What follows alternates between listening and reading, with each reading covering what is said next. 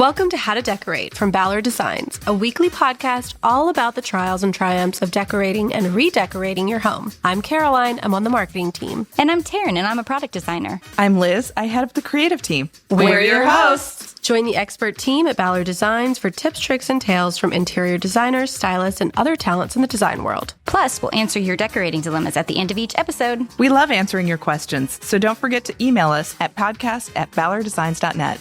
Now, on with the show. All right, we are excited to welcome back to the show today antiques expert Debbie Mathews. Debbie has been selling antiques for 30 years. She's got an antique showroom and a flourishing design business in Nashville, Tennessee. She weaves classic antique pieces into her clients' collections in a way that feels livable, comfortable, and timeless. Debbie, welcome to the show. Thank you. I've been so looking forward to chatting with you both again. Yes, I should say welcome back to the show because I believe it was probably 3 or 4 years ago we had you on when we opened a store in Nashville. So we did several different designers in the Nashville area, and we got to hear all about your antiques business. But we're excited to hear from you again, have you back, and this time in person. Well, thank you again for thinking of me. Yeah. So, okay, I wanted to mostly gear the conversation, or at least open the conversation with a question that we recently got around pieces to get early. Maybe when you are first starting out, you want to buy some pieces that you're going to have for a long time, but you're not in a forever house. You're not in a house you're going to be in for a while. And I felt like this was a great conversation for you just because buying antiques is really all about finding things that you're going to keep for a long time. Mm-hmm. But how do you know what's something that will be versatile enough to have now, but also down the road?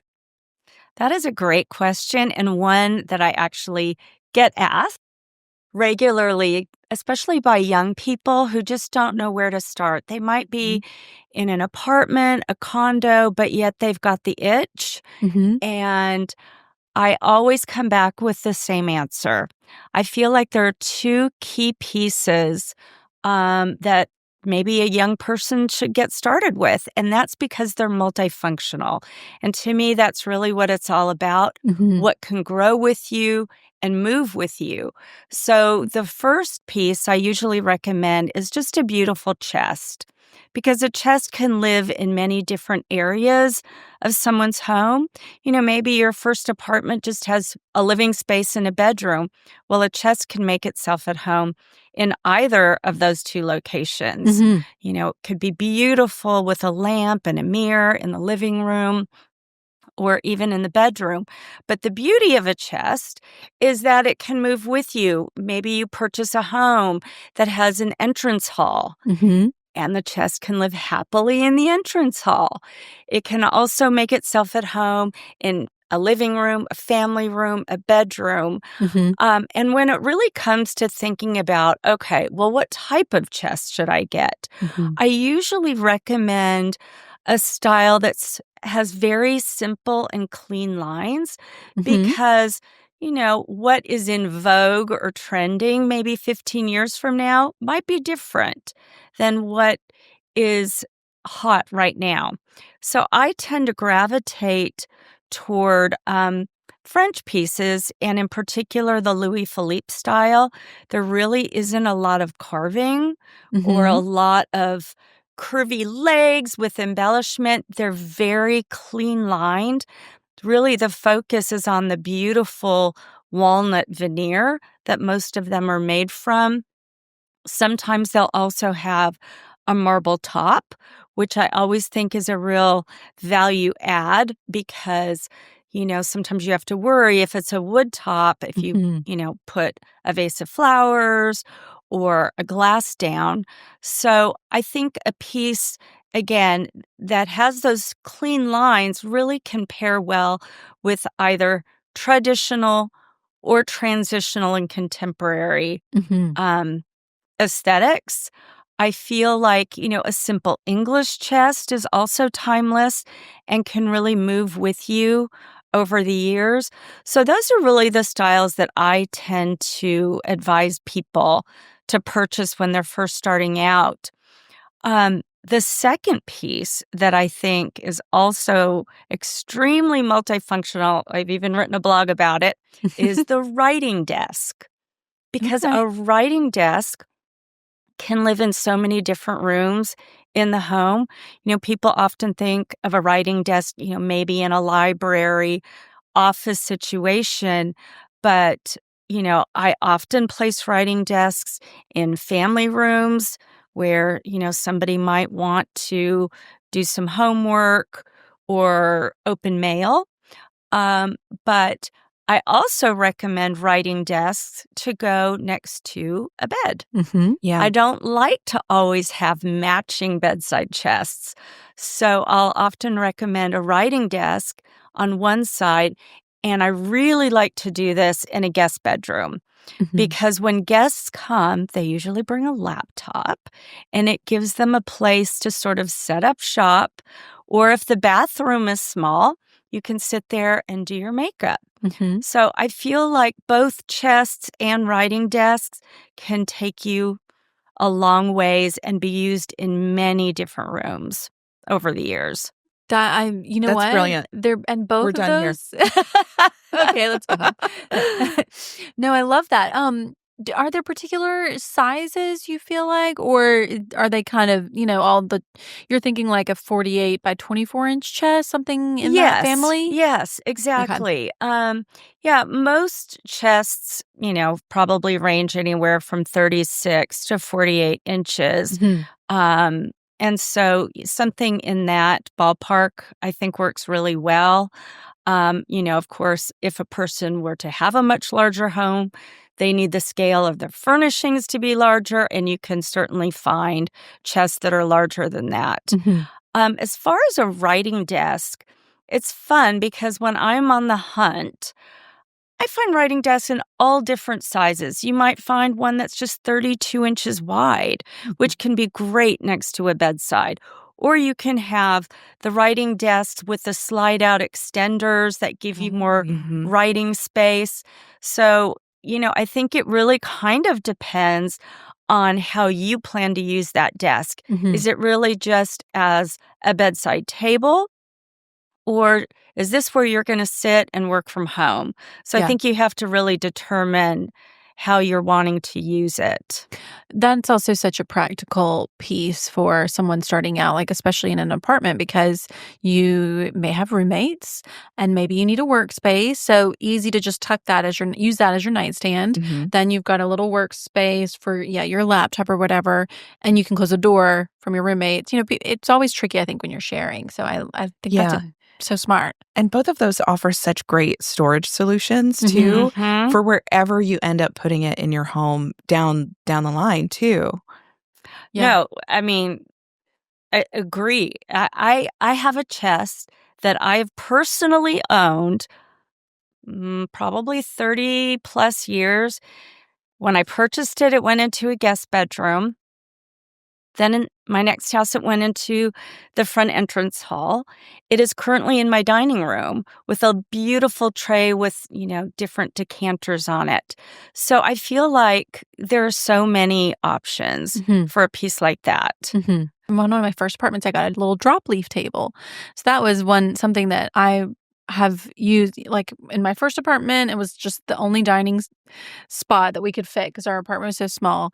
Then it became, the leaves fall down. So in one space, it was a little side table. Now it's a bigger side table. I've also used it as a nightstand. But so what about some other little pieces maybe that if you've checked off your chest, you've gotten your writing, like what are some other things that maybe could be, and it could be non-furniture too? Yes. Well, I'm always on the hunt for small side tables or drink tables because, again, those can be used in so many different situations. Some people like a drink table next to their bathtub. You can use a drink table or small table next to any really upholstered seating. So we sell a lot of those, and I think it's just because there's so many functions They're useful for that side table. It's funny that you mentioned a drop leaf table because that is another piece that I think can really live with you for many years. There's also what's called a wake table, where both sides drop. It can be used as a dining table, so it's longer than probably your typical drop leaf table. But then can also serve as a sofa back table, a console in a hallway, a long console in a window.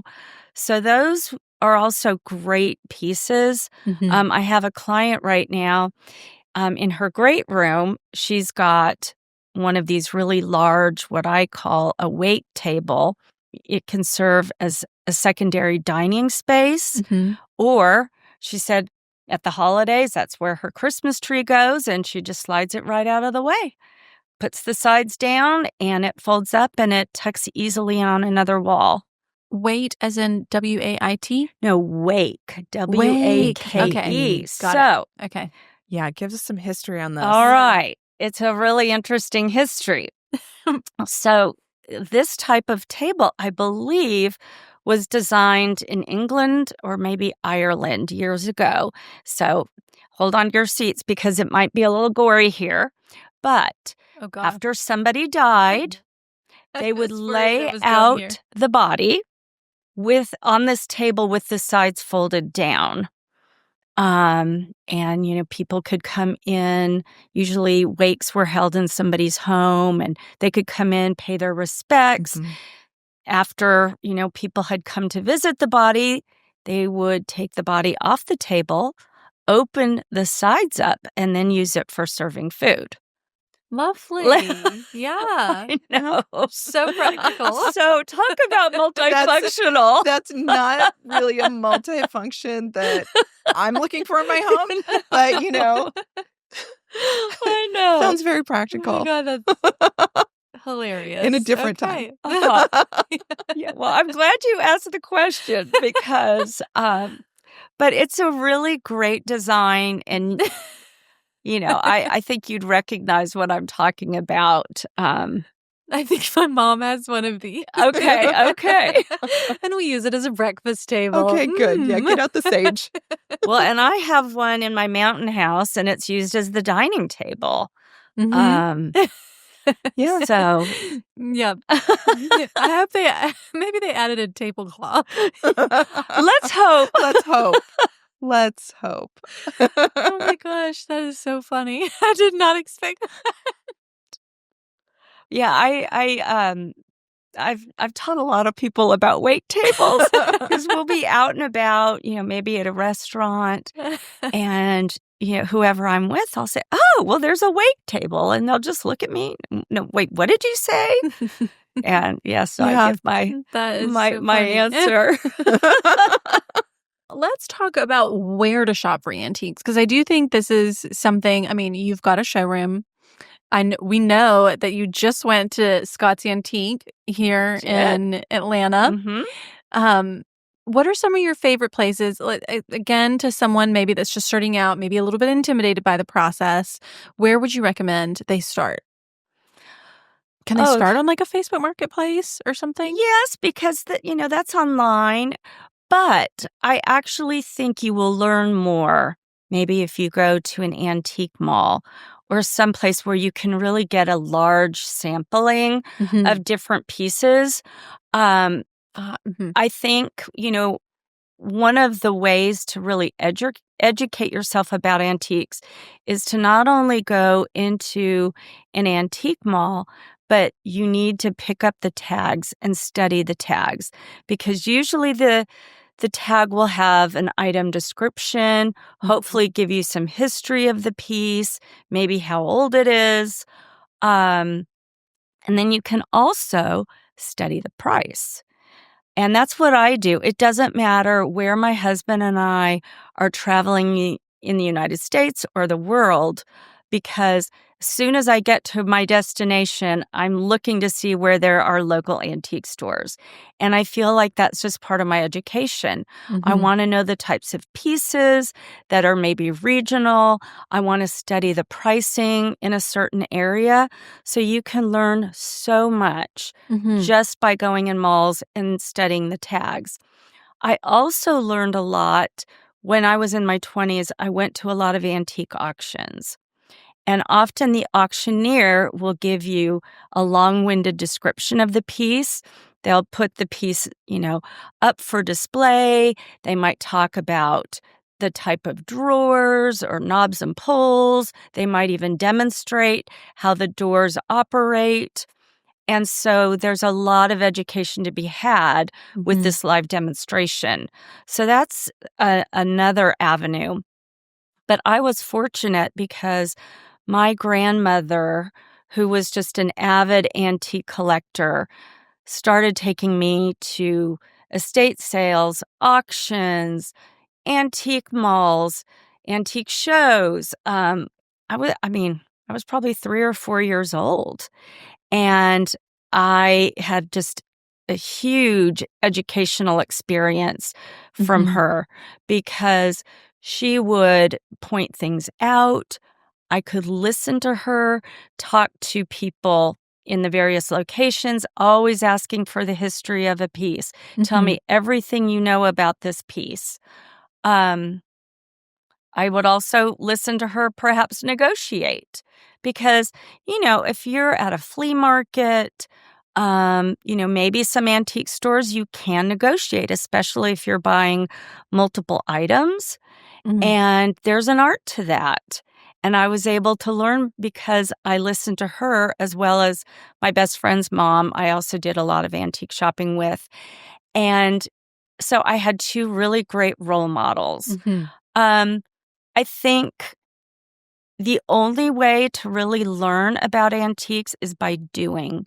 And that means going out there, touching, feeling, looking at the drawers, and really trying the piece out based on its function. So if you're looking for a set of chairs, my gosh, you've got to sit in the chairs. Right. That's not something you can always do on a Facebook marketplace. Yeah. I think it's important to examine, again, back to our chest, all sides of the chest. It's very common over, maybe 200 years for a chest to have been placed next to a window. So you might notice one side of the chest to be more bleached out than the other side. You might notice a crack in one side.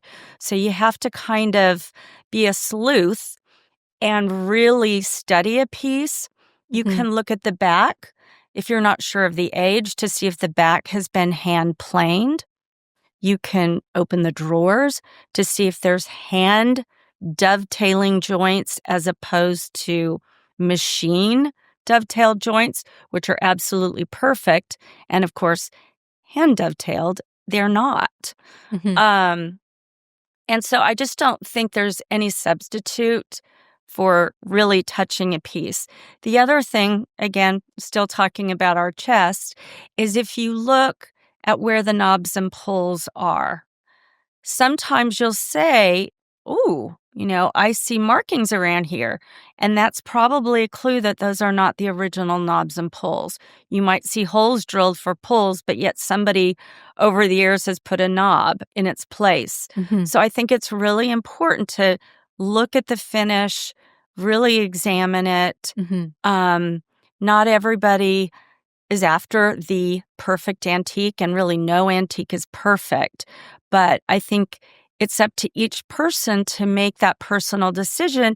What scratches, blemishes am I willing to live with, and what will drive me crazy? That was going to be my next question. Yeah. What do you do? Hey, what if you have found a piece that you feel like, okay, this is a good price. I'm comfortable with the price. I like the lines. I like, the function of it. The size is right for the space I need, but it has an imperfection. Do you just decide if you want to live with it? Is there someone that can fix it? What is Does that become a negotiating tool? Oh, yes. Yes, it definitely does. And that's something you sort of have to educate yourself on. At this point, having been an antique sleuth for many years, I kind of know what I think can be finished to my liking and what can't. What is an affordable fix versus what is not an affordable fix. So my personal philosophy is, in general, I like to buy clean. I don't want to buy a piece where, the glides for the drawers are missing, and so the drawer is wonky. The chair is wobbly and would need to be tightened. Those can be expensive fixes. Okay. I really don't like to buy a piece if it's missing some of the hardware because it's really hard to find hardware that matches existing hardware perfectly. Right. But things that really don't bother me is if a piece has been faded by the sun, that usually can be touched up. I personally have a number of people that I work with who can help me, restore the finish. But I also recommend a couple of just great products. And I usually try that first before I even, call a refinisher. There's something called Restore a Finisher. It comes in a metal can and it's magic. I tell people who shop with me, you need to go buy this. If there's a scratch, you just put a little bit on there, rub it in, and usually it just disappears, particularly if the scratch is showing up lighter than the darker wood. And is it a liquid? Is it a It's wax? a liquid. Okay. I It's just a liquid. had a personal experience with this product, and it was amazing. I was at my in-laws' house. They have almost all their stuff is antique, and we were at their dining room table. And my 3-year-old had her fork, and at our house, our dining room table is marble, so she is hard on it. So she had her fork prongs down, and scratched like a very significant scratch in the dining room table. And I Did your stomach just flip? Oh my God, yes. Yeah. And of course my father-in-law was very cool about it. And he just goes and gets that little jar of Restore Finish out of the cabinet, puts it on a paper towel, and there is still a mark, right? Like an indentation. Yes. But the color, you can't at even first see glance, it. you can't see And it. I was just like, oh my God, thank the Lord for this product, because I was about to have a heart attack. I don't know. It was amazing. Anyway. And so it can work to the on, effectiveness. it can work like on a watermark. So, that's just something that I've always got in my back pocket, and I give it a try first. And it works great on hardwood floors. So if you drag a piece of furniture across the floor and you accidentally scratch the floor, just a little touch up really can work wonders. So, kind of back to your question, if they're minor issues like fading, some scratches, as opposed to like a chunk of wood missing, those are going to be easy finishes and they shouldn't cost much, but they do give you a little bit of negotiating power when something is not perfect. But the flip side to that is a lot of people like buying antiques because of their imperfection. There are certain pieces in my showroom that are intentionally not perfect. There might be a crusty old finish on a giltwood mirror. You can see the paint peeking through. And a lot of times, I don't want to fix it. Right. That's the beauty. That is showing its warts and its age and its character. So I think it really kind of comes down to, as an individual, what each person is comfortable with, what look they're going for. There are a lot of people who say, I just want to own a Louis Philippe chest. It doesn't have to be perfect. I'm okay if there's a crack on the side. Yeah. And so that's great. Can we go? Okay, you mentioned earlier going to an antique mall, which I think is a great suggestion, and reading the tags. Now, I've done this before and read the tags, but I have no frame of reference for what that means. So, is there anything? And obviously, I'm not just gonna it takes a long time to build up to your level of knowledge where you can read the tag and know exactly okay, this is a reasonable price, this is valuable, this is not, something like that. So anything you can give us to look at the tag and be like, how do I make sense of this? Well, a book that I highly recommend is Tara Shaw's book, It's called Designing with Antiques. And I fell in love with this book because she collects many of the same styles that I collect. And those are styles, as I mentioned earlier, that have cleaner lines. So that would be like Louis Philippe, Louis XVI, Empire, Regency. They're not overdone in my mind. There might be some inlay and veneer design, but they're pretty simple. And so for people who might be interested in those periods and types of pieces, I would recommend buying her book. Okay. It's literally mandatory reading when I hire a new employee. Wow. Okay. And she's got a chapter about those different styles of antiques, what their characteristics are. There isn't any sort of price guide in her book, but it will help you to recognize, oh, well, that's the Empire piece because it has the columns and the bronze fittings. So it kind of teaches you what to look for. But as far as pricing, I also recommend going online and you can study items that are listed for sale on Cherish and on First Dibs. I've been a dealer on both platforms over the years, and you can learn a lot. So again, back to our Louis Philippe chest, you can go on Cherish's website, type in Louis Philippe chests, and become educated. Yeah. There'll be very specific descriptions on Cherish.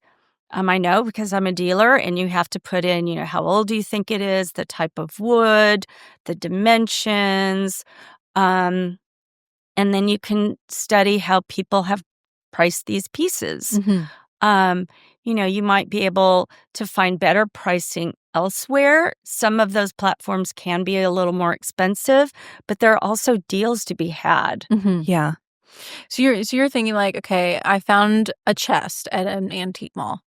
I Google it, the date, and I can see like, okay, is this like the pricing online? Maybe I can find something that's cheaper, but then I've got to ship it. And then you can kind of like gauge whether, Okay.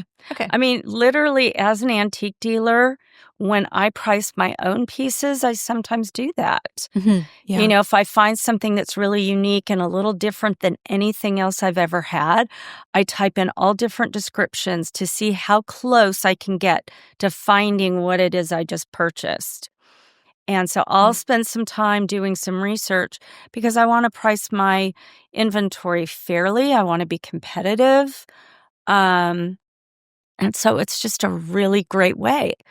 Yeah. Google image search is really good. Smart.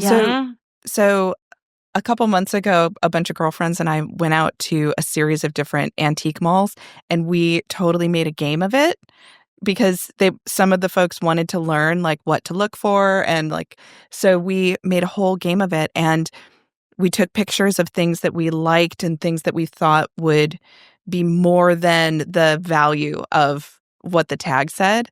And so then we went out to lunch afterwards and figured out who got the biggest value. And it was so fun. Oh, that's It was cool. so fun. Yeah, that's smart.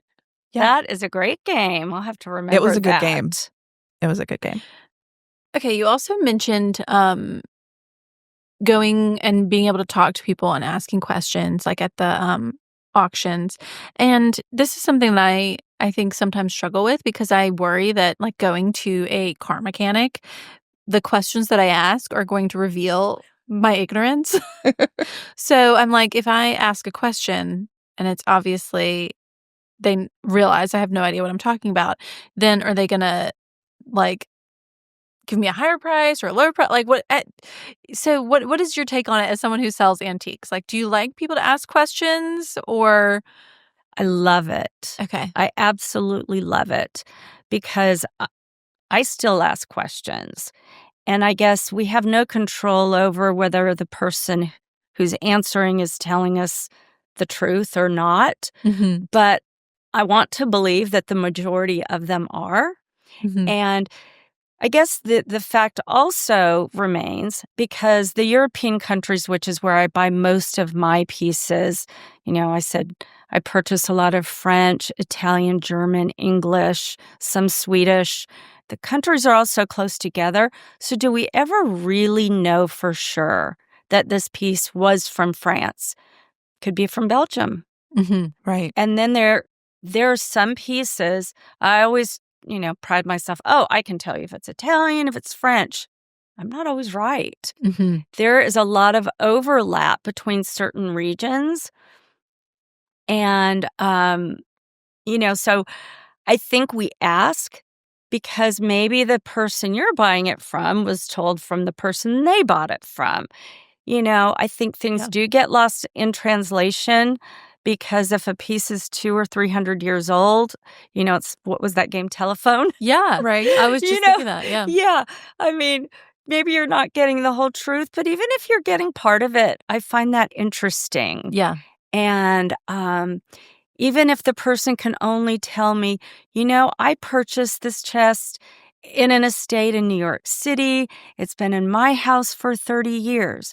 My shoppers love knowing that. Oh, well, I'm purchasing this cool place, or this cool piece. Yeah. It was in a cool place on Fifth Avenue. Or I purchase items out of estates in Palm Beach.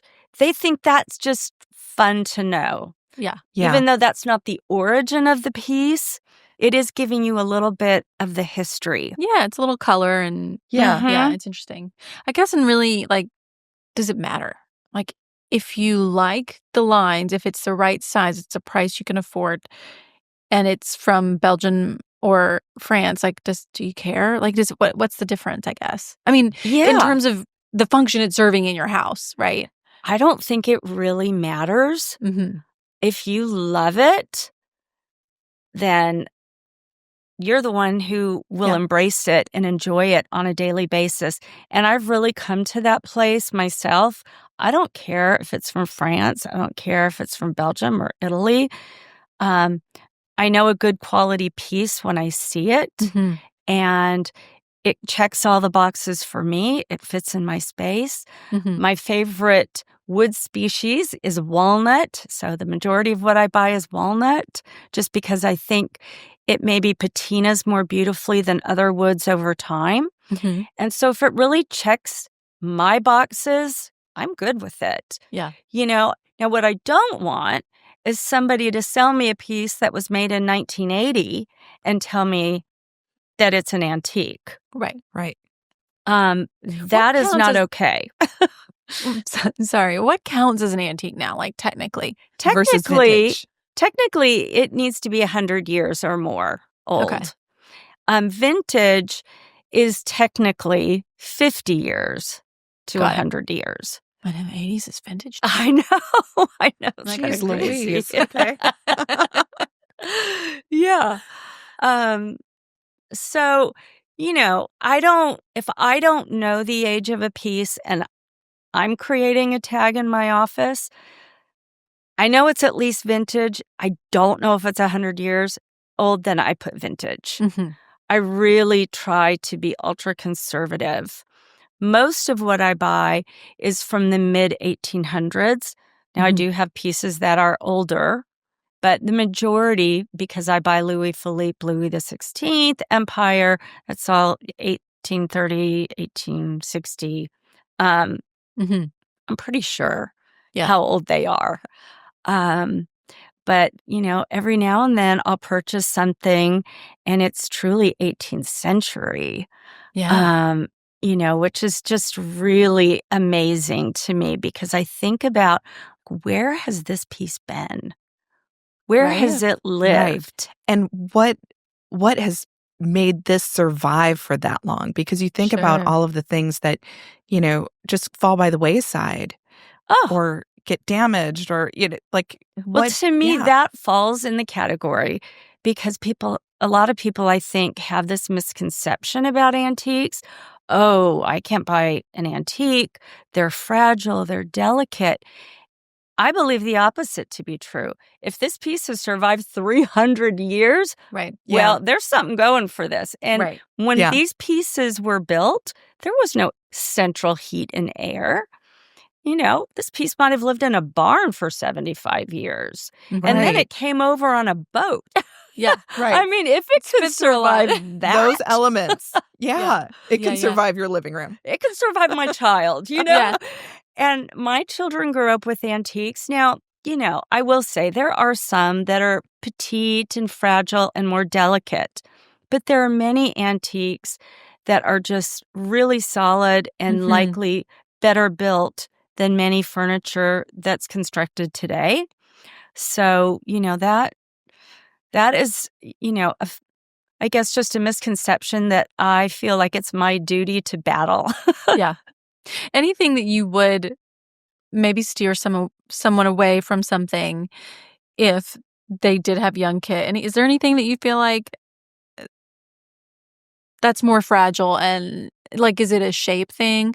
I'm thinking in particular of a pair of cane back antique beds that my husband, one of 3 boys, had in his room that I believe there's a hole in now through the caning. Through the caning. Yes. Yeah. From That a makes remote sense. control that got thrown at someone.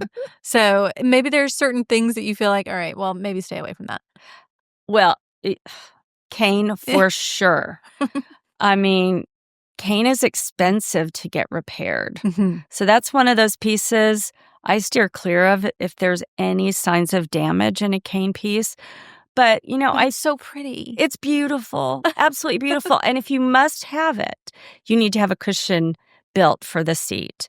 Okay. Because I think I had a cane corner chair. I think one of my boys stepped on it and their foot went through it. Mhm. So if you must have it, you need to have a little cushion on there, at least temporarily.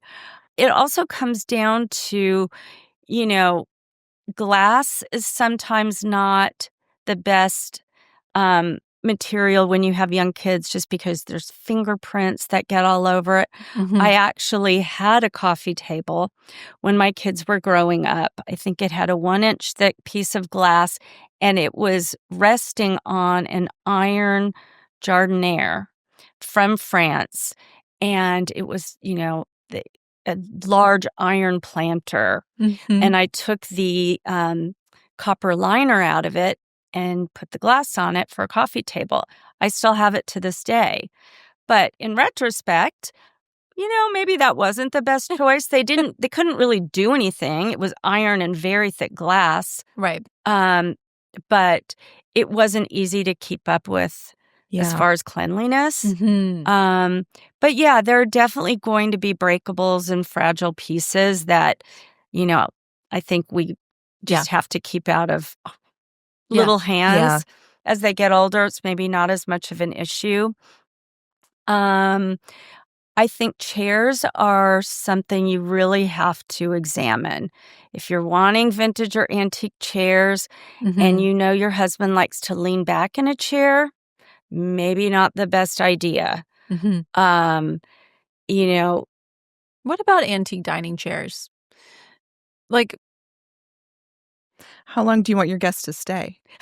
yeah, well, I don't know. And like, are there certain, maybe How there's certain comfortable do you want to make frames them? Yeah. that are like certain styles that are sturdier? I don't know. Like I feel like my mom had like the Queen Ant, or like a, Yeah. like she had like a Chippendale, right? Yes. And it was very sturdy and like wide, but then maybe some old Louis is a little trickier. Well, I don't know. What I think would you say? it really comes down to the state that you find the chairs in. Mhm. Since I have design clients and I'm often helping them purchase, whether it be breakfast room or dining room chairs, it kind of comes down to, do they want the seat and the back to be upholstered? Mhm. Or are they fine if it's just the seat only upholstered? So you have to kind of learn about what each person's preferences are. Mhm. But again, if it's a set of 10 chairs, you sit in each one of them. You look for wobbling, Mhm. because those can be very expensive fixes. Mhm. The other thing to look for, and I try to examine whether it's a chair, a table, a chest, You'll see the little wormholes that add a lot of character to a piece, which I love. Mhm. But you need to also make sure that there is no active How insect do you infestation. So if you notice next to a piece little piles of what look like sawdust, there's active infestation, or like little flying moth type creatures, then that is a giveaway. I think in my career, I've purchased maybe 3 items that had active infestation that I did not catch on the Mhm. front end. And so it's really important that you get that treated immediately, because they will infest any other wood furnishings that are nearby. Yikes. But what ends up happening is, if the piece does have a lot of wormholes, it makes, say, the chair leg more like honeycomb. So Mhm. it's not going to be as sturdy as a leg that's never had. Got it. Yeah. Makes sense. Yeah. So how do you treat something that has active pests? Well, it's not easy. Yeah. So I have called a number of pest control companies. Some of them want nothing to do with it. Yeah. I mean, they really don't. They Yeah. don't want to be near it. Some antique dealers that I've purchased from, they'll say, "Oh, you can go buy, this spray and like bag a chair. Get a large garbage bag, put the chair in there, put the spray on, tie it up." And I've done that before. Mhm. Okay. And treated it myself, and it worked. Hmm. And I have had some pest control companies who will. But it's something that needs immediate attention. And if you find that you have a piece that has active infestation, you need to get it out of your house. So I put a piece in my garage Yeah. until it was taken care of. Oh, But again, gosh. it's just going to make that piece not nearly as strong. Mhm. Right. Is there an issue with upholstered stuff? Like, is there anything that would live in like a cushion that you would have to worry about, or no? Well, there might be. I've actually never encountered that. Okay. And it's funny that you mention it, because I will buy pieces that have beautiful upholstery on them. The upholstery might be older, but if it's in great condition, I don't always recover. Mm-hmm. And I've never had an issue or noticed any, flying insects. So hopefully bed bugs or it's not a something. big Yeah. problem. Yeah. Okay, we've been talking mostly about furniture. Yes. What about like other things? Is there, certain mirrors, art, lamps, decorative items that you are always drawn to and feel like are great sort of things to keep on your list while you're out shopping, that maybe it's not a chair or chest, but you can have success other places? Absolutely. One of my favorite items to purchase is antique lighting. And I feel like I'm a little bit of a lighting snob, because even though when I'm working on a client's home, I'll do a mix of antique lighting and then newer lighting. But I don't like to walk into a house where I recognize every light fixture, from some manufacturer's website. I Mhm. really like to mix it up. And I always tell people I look at lighting as the jewelry for the home. And so I love finding vintage Murano glass chandeliers. Again, they pair well with both traditional and transitional interiors. Again, the clean lines. I have found some amazing ones, one that was kind of a blush color, one that was golden, so they're not all necessarily clear glass. Mhm. I also love, and these are antique, Italian basket chandeliers. Those are crystal with sort of that basket shape at the Yeah. bottom. And to me, those are just really special. Sometimes they'll, have some crystals that swag. Sometimes they're more simple. But I always have a selection of those in my shop. And I love simple vintage iron chandeliers. So I think when you can find something that nobody in your neighborhood or group of friends has, that makes it really special. Yeah. Um, What about lamps? Oh, the same thing. I love to find alabaster marble lamps. I think those are just absolutely timeless, especially when you get them cleaned up and, with a beautiful shade. Mm-hmm. I think there's just nothing better. I also look for vintage Chapman lamps. A lot of those are going to be brass. What's a Chapman lamp? I've never heard of that. So he was a designer. Oh, okay. Uh-huh. I was He thinking maybe it was designed a lighting. style shape or something. Yeah. No, and I think he might still be a designer, or there might be a collection on visual comfort. If you look Oh, up okay. Chapman, E. Chapman. Okay. Yeah. Okay, got it. I've seen those on, Yeah, so very collectible. So yeah, sconces, Mm-hmm. lamps, floor lamps. I mean, I am always on the hunt because I think just, maybe tall lamps. I'm working on a mountain house right now, and so it's been really fun to find that type of a look. I think it just really separates a home, makes it more unique.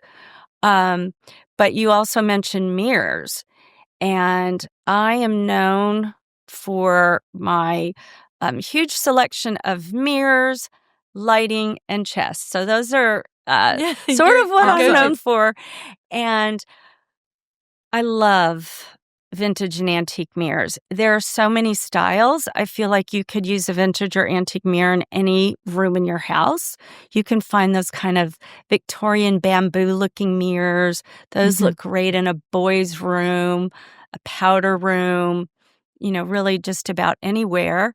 Or you can get a little bit more sophisticated, maybe with like a federal mirror. And those are typically the round with the convex Yes. mirror. And then the eagle on top. Those are going to be, a little bit more elevated, sophisticated. And then you can get your Italian mirrors, which are usually gilt wood or hand painted, can be pretty ornate. Or you had mentioned, I think, your mom's house. She had Chippendale, and those tend to be more of your stained wood mirrors. So I feel like there's a style for just about anybody. And then, of course, back to our friend Louis Philippe, those very simple, clean lines that are mostly just arched, straight on the bottom. Those work really well in Everywhere. Yeah. On everything. Gilt wood, silvered. I sometimes find them in a champagne color, which is just beautiful. So I feel like those are timeless pieces that can also move with you. I know, we did talk a lot about the furniture pieces, but a significant mirror, I think, can work for you. Bedroom dresser, entry hall, like put it in your powder room to be really special. I mean, Mirrors are over kind a of mantle. magic. Yeah. I agree, and I feel the same way about a light fixture. I recently moved, and there were some light fixtures that I knew I didn't want to sell with my house, so I removed them, replaced them, and so again, I think investing in a beautiful chandelier is a great investment because you can take it with you. Yeah. I have a question about the lighting because, I mean, I feel like rewiring a lamp feels pretty easy, but what about fixtures? Because that feels a little trickier. And do you ever run into issues where you've gotten an antique sconce or chandelier and it is not as easy maybe to install? Are there ever installation problems? The answer is yes. So most of the light fixtures that I purchase are from Europe. So, of course, they have to be rewired to meet the American standards. But even so, I've got a guy who's been rewiring for me for years. A lot of electricians will look at me sideways when I tell them, okay, these will hang here, and they'll look at me and they'll say, well, these don't meet codes or whatever. So then I got to get my guy who rewires to talk to the electrician, and they go back and forth. Sometimes the solution is we can't install those sconces till after the inspector has been here. We'll switch them out. But that's actually pretty rare. Usually once they've been rewired, which there can be, some challenges and difficulty. As a matter of fact, it's a very large bronze chandelier rewired right now. And my lighting guy said, Debbie, before I can even touch it, I need to have like an iron welder type person do a few things so that I can run the wires. So there can be challenges for sure. But in the end, I think it's worth it. Yeah. Where would you find somebody? Like, would you ask an auntie? Like, who would be able to, if you had a piece and you needed to be rewired, like, how do you find your guy that's your guy? You know what I mean? But in their own town. That is a great question. I've known my guy for over 30 years, so I don't know what I'm going to do when he retires. But yeah, I think you just Google it, you know? Okay. Person to rewire chandeliers. I mean, you can find a lot of people, like you said, who can rewire a lamp. Yeah. But when it comes to a 3-tiered chandelier, not everybody wants to tackle that. And then once it's been rewired, it has to be transported hanging. So, you need to have somebody who's got the truck with the hanger. What if they've bought it from your shop? I assume you've already done all that hard work. Yes. Okay. So by the time it's hanging in my showroom, it's been cleaned, it's been rewired. We have, 3 to 6 feet of chain. We've got the canopy. Okay. We actually created what's called an antique lighting guide, and it's a page that we give anybody who purchases antique lighting from us, and it tells them how high you should hang the chandelier from the floor, how to calculate how much chain you're going to need. Don't forget the canopy. Oh my gosh, that's awesome. Yes. Thanks for doing all that work. That's awesome. But what will happen is somebody will buy this lovely crystal chandelier and they'll say, okay, well, I can't really put that in my car. Yeah. And so I have a couple of people I can call on. So the guy who rewires, he's got the van set up. And so I'll pay him to move the chandelier for this person. Or some movers will also do that. That, some movers are used to moving chandeliers. Okay. But it is tricky. And especially like the Murano chandeliers that have those very fragile glass arms. Oh, God, terrifying. terrifying. I can't even imagine. I mean, I'll build like a nest with blankets in my car. And sometimes, I'll transport it myself. But it is a little bit unnerving because they're so incredibly fragile. Yeah. Yeah. Gosh. Okay. I actually have a antique lighting conundrum, and I would love your feedback. Let's go. So I had in my house growing up, my mom had a pair of like sheaf of wheat sconces, and I always loved them. They're so pretty. And when she moved, she didn't bring them with her. It's a long story. Basically, the person who bought the house was like a young guy. He got rid of them. His mom took them and called my mom and was like, hey, do you want these? He's getting rid of them. My mom was like, yes, please. So she gave them to me. I had them hung in my house, but they don't have a back plate. So she had had them hardwired into the wall, probably not to code, certainly not to code. But that would have been in the 90s, so it didn't matter. But they don't have a back plate, and so my electrician is not thrilled about it. What do you do if there's no? Certainly, this is something you run into all the time. So what is this? What is the fix for that? So you literally can go purchase a round back plate, say from Lowe's, Home Depot, and just paint it the wall color or paper it. If it's a powder room and there's wallpaper, and it pretty much disappears. There is a way, it's called like a T that goes kind of into the wall that can hold the sconce without that. But you're right. Electricians don't like that situation. If you're mounting sconces through a mirror, which I often do in a bathroom, you can have a mirrored back plate made too. Okay. So that's another option. I just installed 4 vintage sconces in my own personal bathroom. And I was fortunate because the electrician and the mirror person worked together to figure out a way that the hole that's in my mirror is tiny and there is no real back plate showing. Okay. So That's amazing. yes. So there are lots of little tricks of the trade that you can do to still be able to use these really interesting vintage pieces. Okay. It sounds like I need to just get a backplate. Could I and paint it the wall color? Yes. Okay. Yes. All right. Okay. You'll notice it that first week, and then you'll never see it again. Yeah. When you're looking right at it. Well, You'll I never guess see I it. just worry okay, it probably won't bother me, but will I be worried that Debbie's going to come over and be like, look at the backplate, that looks terrible. No, because looks I real have that janky. probably in my house. Okay. And I'm very familiar with those wheat sheaf sconces, and they kind of Mhm. fan out. So I really think it will be disguised. Okay. Right. Because it probably has the little band that goes Mhm. over. Yep. I don't think most people will even notice. Okay. I was really curious about trends in antiques. You don't normally think about trends in antiques, but once you start going out and looking for antiques, you start to notice patterns and start to see the same thing again and again. I wonder if there's anything that out there right now that you're seeing again and again. Absolutely. And it's so funny because I had thought about what you're asking.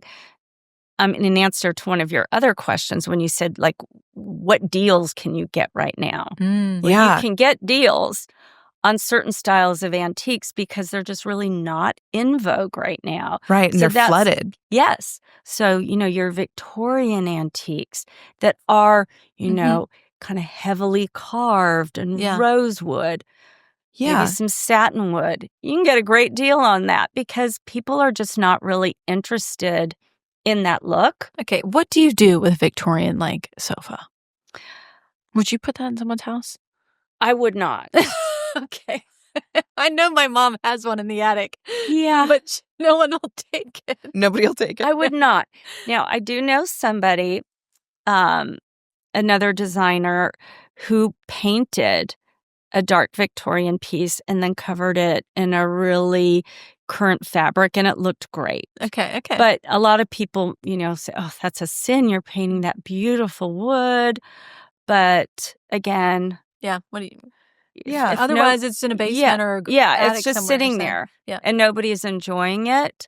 But yeah, there are definitely styles that are more in vogue right now. And I would say that some of those that I have described that have the cleaner lines, Mhm. Even like Biedermeier, Mhm. which is very clean, sometimes has some black detailing, pairs really well with contemporary art. I can totally see that. Yes. What about some more sort of rusticy, like a pine dresser, or something that maybe has a little bit of or shaker stuff? Has a little bit more Where is Americana that? feel to it. Yeah, where's that sort of in the zeitgeist of antiques right now? I feel like it's still popular. Mm-hmm. I think there are many people who really want that more casual aesthetic. Mhm. And, for years, what farmhouse style was very hot. But I think, a lot of people, especially in this area, they have lake houses, they have mountain houses. Mm-hmm. So you're seeing a lot more of the American antiques, the pine pieces, the old farm tables. Mm-hmm. I love a French farm table. I think Yeah. they're just, those are, They're so pieces warm that and are inviting, just, yeah. yes, timeless, classic. You don't care if your child scrapes the top with a fork. Yeah. It's, That's patina. yeah.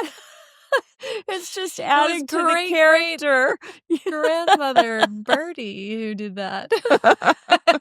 Yeah.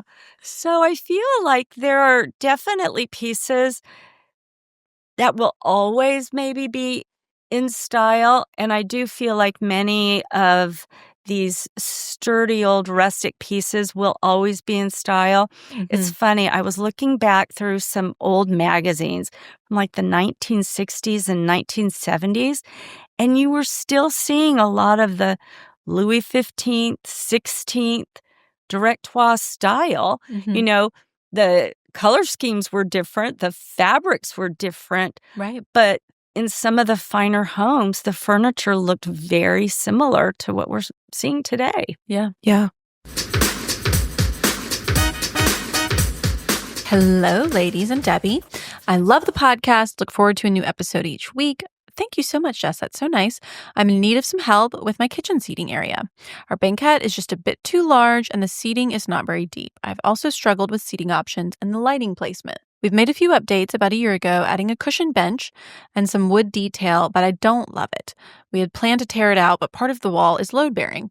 After some soul searching, I really love a good booth design, but I'm not sure if that's possible. I've thought about tearing it out with some upholstery pieces instead, but unsure on the table.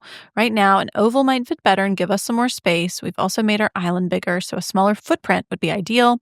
I also don't love swagging the light, so open to changing that. What should I do? I'm in desperate need of some help. Thank you, Jess. So it looks like, she had there's like a little nook with a built-in banquette situation. She's got it doesn't look like, okay, wait. It doesn't look like the table is pulled up to the banquette because she's got a chair in between the table and the banquette. The banquette seating seems a little short.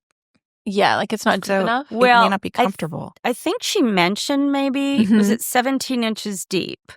And the standard is 18 to 24 inches.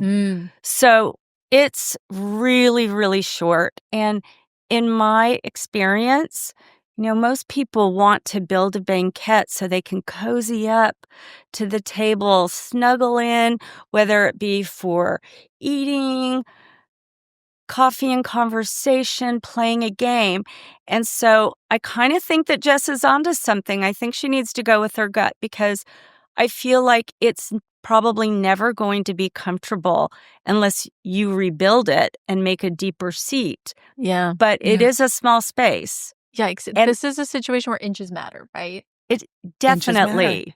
Because it's not comfortable. So she's Yeah. never going to want to sit there. Exactly. Yeah. I mean, to me, that's the crux of the situation. If it's not comfortable, nobody wants to sit there, which is why I am imagining they literally have two chairs sitting in front of it, is because it's not comfortable. So I know she mentions, it might be difficult to tear it out because it might be a load-bearing wall. I think there's probably a way, and I think it would increase the footprint in that space, which, again, she mentions because they enlarged the island. Well, she's got a cabinet right there on the back side, so she can't tear out the wall. She could tear out the existing banquette. Right. And put in a bigger banquette. Yeah, so in my mind, there are really only two solutions. You either build a banquette that people want to sit at, which is deep enough. And I'm thinking, probably 20 inches deep. Yeah. I mean, I usually do 21, 22 inches. Okay. So especially because she's got throw pillows thrown on there as well. And so that's pushing you forward even more. So you either build a banquette the size that is comfortable or you just get rid of it. And use that cozy nook just for a table and chairs. It looks to me, but I can't tell for sure, it looks like that table is probably a pedestal table, which is what I always recommend for banquette seating because it's easier to slide around. And then she also mentioned an oval. And I think every banquette that I have designed, I've used an oval table. It's easier to maneuver around an oval, and it's nice that it's not as wide at the ends. So if somebody is trying to get out, it just tends to be a little bit easier. So would you do if you were rebuilding it again, would you do the L-shaped design? Would you do just like a single bench on that window wall? What configuration, I guess, would you do in that situation? It's hard to say. I don't have the dimensions. Yeah. So I don't really know how big it is. But as you mentioned, you could even not have a built-in banquette on the window wall. It could just be some sort of bench seating Right. and not have the banquette on the right, which I think would make the space feel larger. But again, not really knowing what the dimensions are, I can kind of guess, but it doesn't look like a very big space. Right. So it sounds like Jess needs to put her measuring tape to work. Yes. Measure, possibly tear it out, patch the wall, and then either build something that's the proper dimensions or we have a bunch of banquette options that are fully upholstered, and you could either do an L shape if that fits. You could also just do a single bench, and that way you don't have to necessarily rebuild it. You would have to like patch it up. But what do you think about the lighting situation? Because it sounds like it's not current. Well, it's hard to tell. It is not swagging right now, but if she relocated the table at all, it would not be She would centered. need to swag it to get it centered on the table. Or, and I've done this before, you buy a ceiling medallion, and a ceiling medallion can maybe give you up to, depending upon the size of the ceiling medallion, maybe 6 inches of wiggle room. So if you're only shifting the light 3 to 6 inches, you could probably essentially patch that hole with a ceiling medallion that you would paint the ceiling color. Yeah. Okay, I have had to do, not the ceiling medallion, that is a genius trick that I wish I'd known about, but I did have to move the light fixture, have it patched, and it is not fun. But ultimately, like, it was the right thing to do because I just felt like I'm always going to be frustrated if it's not centered properly, and the particular fixture I wanted to use couldn't swag. So I'm like, it's not a fun thing to do, but unfortunately, sometimes it's the only right answer. Yes. I have another thought too, like thinking about how maybe she uses that space. It's so cozy and tucked into that corner. What about sconces instead of an overhead? If she doesn't need the overhead because she's got other lighting in other rooms. It's so pretty to have a chandelier. It's so pretty. It is. But if it's it's more of a breakfast nook, that might work for that. Or I think the other thing to consider though with sconces, if you flank either wall that flanks the window with sconces, you have to be careful if it is banquette seating or even just chair seating, because when you're trying to get around that table, you don't want to bonk your head. You don't want to hit. You'd have to get a sconce that really is almost probably 4 inches or less extension so that you wouldn't hit it. Okay, scrap my idea of sconces. It's totally Sorry, Liz. It's okay. I mean, I think any situation where you can add sconces, you should probably add sconces because they're so pretty. They're so pretty, but yeah. You're still going to have to get the electrician out there anyway, right? So true. Maybe you just have the electrician move. And get the chandelier you want and in the place that you want. Yeah. Yeah. But I mean, she could do a sconce on that wall that's that you're not sitting under. You know what I mean? Yeah. And that'd be pretty. It's a beautiful kitchen. It really is. She has a great kitchen. Yes. Yeah. Big island, coffee beautiful bar. It's amazing. Pendants over the island. Yeah. I feel like we did not give Jess the answer that she necessarily wanted, but yeah, but it's a little bit more of the reality of the space. Yeah. Because and I think she already knows. She knows the answer. I mean, it's more just follow your gut. Even after the improvements they made over the last year, she's still not happy with it. Yeah. Yeah. And I think it really comes down to that seat depth. Yeah. Which stinks to have to redo it, but it's going to be so much better in the end. Yeah. Well, I'm excited to see what she does and hopes that she sends pictures. It's because look at that great view out of her window. She's looking out over woods or something with, not like a backyard or a neighbor or anything. So that's lovely. I bet it's pretty in this, on a beautiful day. So she probably wants to use that space and actually sit there and drink her coffee there. I mean, I do. Yeah.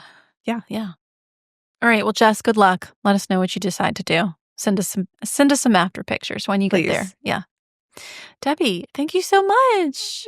This was welcome. lovely. I loved it. Went by so fast. I know. Next time you're in Atlanta, call. We'll do it again. Love it. Sounds like you're here a lot to do some shopping, so that's good. Yeah. Yeah. Not every month, but probably 9 months. 9 Yeah. months. Wow. Oh, that's Okay, great. That's a lot. I mean, yeah. And like I said, I have a son here, so it's Yeah. always it's so Yeah. fun. Well, we'd love to have you back anytime because I know we didn't even get to have the questions on our list. So Oh my gosh. Yeah, we'll All have right. Well, we'll just plenty have to go talk for about. round 2. yeah. And that's our show. You can find all of the show notes on our blog, howtodecorate.com/podcast. To send in a decorating dilemma, email your questions to podcast@ballarddesigns.net so we can help you with your space. And of course, be sure to follow us on social media at Ballard Designs. Don't forget to subscribe wherever you get your podcasts so you never miss an episode. And please leave us a review. We'd love to hear your feedback. Until next time, happy decorating.